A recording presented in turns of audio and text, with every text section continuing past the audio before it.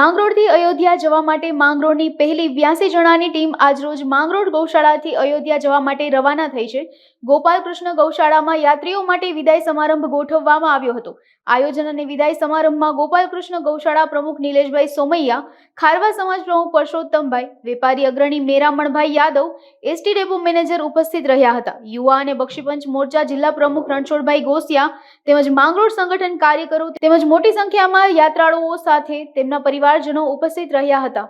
આરાધ્ય દેવ શ્રી ભગવાન શ્રી રામનું જે મંદિર બન્યું છે અયોધ્યા ખાતે, તેમના દર્શન માટે જુનાગઢ લોકસભા વિસ્તારમાંથી માંગરોળમાંથી 82 લોકો એટલે કે 82 દર્શનાર્થીઓ આજરોજ અયોધ્યા ખાતે દર્શન માટે જવાના હોય અને આ રીતે ગામે ગામથી એટલે કે લોકસભા સીટ વિસ્તારમાંથી એક ટ્રેન જવાની હોય, આસ્થા ટ્રેન વેરાવળ ખાતેથી, જેમાં માંગરોળ ખાતેથી 82 દર્શનાર્થીઓ જવાના હોય.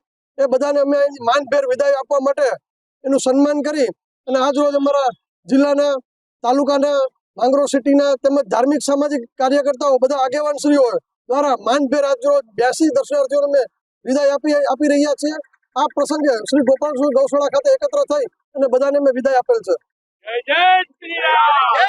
આજે જુનાગઢ જિલ્લાની જે સૌરાષ્ટ્ર આસ્થા ટ્રેન બપોરે 2 વાગે વેરાવળથી રવાના થવાની છે, એમાં માંગરોળના 80 યાત્રીઓને અત્રે અમે વિદાય આપી છે.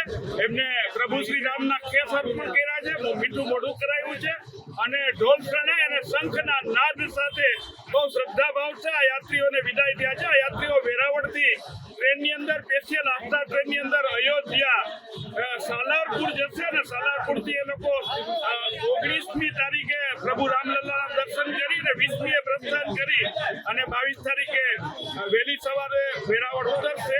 આ બધા યાત્રીઓમાં જોરદાર શ્રદ્ધા છે, ખૂબ જ અપાર ઉત્સાહ છે અને સૌ યાત્રીઓ દર્શનના પ્રારંભે જ રામલલ્લાના દર્શન કરે એના માટે સૌ આયોજન